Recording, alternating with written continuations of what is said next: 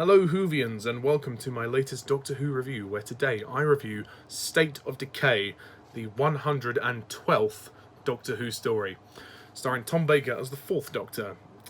This is the 4th story in his his 7th and final season, and this was written by Terrance Dicks, and the plot of this particular story is as follows.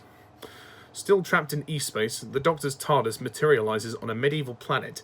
The townsfolk live in fear of the three who rule, who govern from their mighty castle. Investigating, the 4th Doctor discovers that the three who rule are ancient astronauts who became vampires long ago, and their castle is actually a spaceship. When Romana 2 and Adric are kidnapped, the Doctor must ally himself with a band of renegade peasants to stop the resurrection of one Gallifrey's greatest enemies, the King Vampire himself, otherwise known as the Great One. Okay, so that's kind of it really. That's the plot of State of Decay. State of Decay. This is a very good Doctor Who story. This is a really imaginative Doctor Who story. I really like the idea of this story, how we've got these space vampires essentially, who have come down, and now they're stuck on this planet, and they are feeding off anyone and everyone just to survive. But yeah, I think that's the strength of this this particular story, is the villains. The villains are fantastic. You've got the three vampires. Camilla, played by Rachel Davies, she's very good. Orcon, played by Emrys James, he's very good as well. And Zargo, played by William Lindsay. The three of them make a terrific trio of villains, and they're very creepy, especially when they try to to sacrifice Romana, and they also capture Adric as well. I like the rest of the supporting cast. The other characters are very good. There's a lot of cast in this story. I'm not going to mention all of them, but they're all pretty good. And I like that scene when Tom Baker's trying to rally them to fight. I think that's quite good. The look of the story is really good. There's a really creepy kind of haunted house vibe. I mean, essentially, this story was kind of inspired, I'd say, by some of the Hammer horror films like Dracula and all of that. It's a classic vampire story with a sci-fi twist, and that's what's really clever about it. The sets of the castle are really good as well, and it is really creepy. There's a really creepy eye to this story.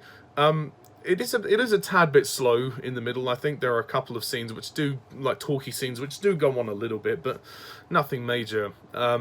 It is a very entertaining story, and it's fairly brisk. It's just there's a small section in the middle that could have been tightened, but I'm not going to make a major complaint about that. Okay, we've got Tom Baker as the Doctor. Tom Baker is once again brilliant. He's on fine form here. He seems to be enjoying himself a bit more in this one, which I appreciate. But damn, I cannot stop looking at those damn question marks. Those question marks on his costume are awful, and they are so distracting. I'm not surprised he hated wearing that costume. Lalla Ward, who plays Romana, she's very good. She's very good in this story. She gets quite a lot to do, and sadly, this is her penultimate story. She is going to be leaving the show in the next story, which is very sad. It'll be sad to see her go. And also, speaking of people who are leaving, K9, the voice of John Leeson, the voice of K9, sorry, John Leeson, he's leaving as well. He only came back on the condition to leave anyway, so yeah, we're going to be saying goodbye to K9. Yeah, K9's good in this story. He doesn't get a huge amount to do, but at least he's not abused in this story like he is in some of the previous ones. God, J&T. The costumes look great. The music is actually better this time. As for Adric, Matthew Waterhouse, quite the reason why he's in this story is unknown to me. I mean, he doesn't really get a lot to do. His scenes do feel isolated from the rest of the cast. He doesn't interact with the Doctor and Romana all that much until the very end. He stows away on board the TARDIS. But I would have liked Adric to interact with the Doctor and Romana a lot more, instead of going off on his own and getting embroiled into slavery or servantship. That was kind of stupid to me. Adric is really underutilized in the story. I mean, as much as you may not like the character, if he's going to be there, give him a purpose to be there. And unfortunately, in this story, there is no purpose for him to be there. Matthew Waterhouse, I just don't really like the character. I think the character's very arrogant, very pompous, very self-absorbed, I think is another word to use.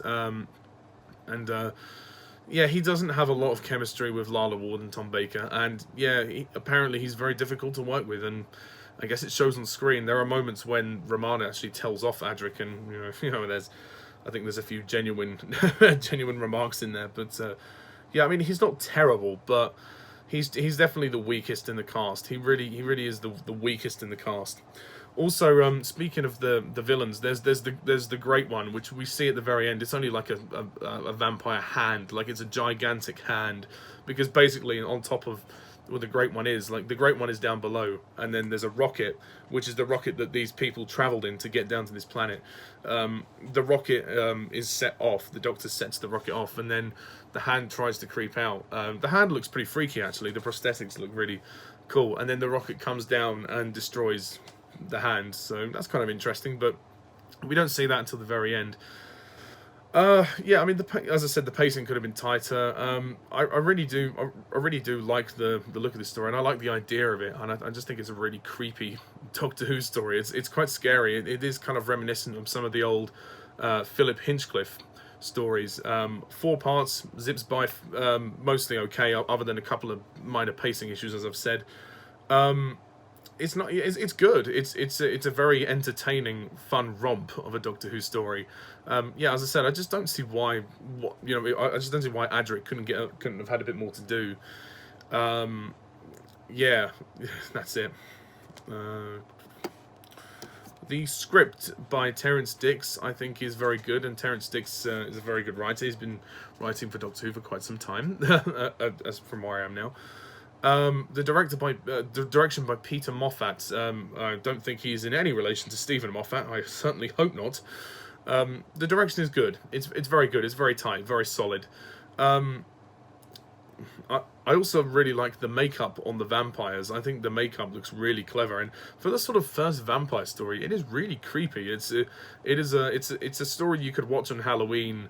And you could, I think it would scare people. I think it would scare people. It's a really good story. It's a really clever story. So I don't have a huge amount to say about this one. I think I'm going to close off by giving State of Decay. I'll give it a 9 out of 10.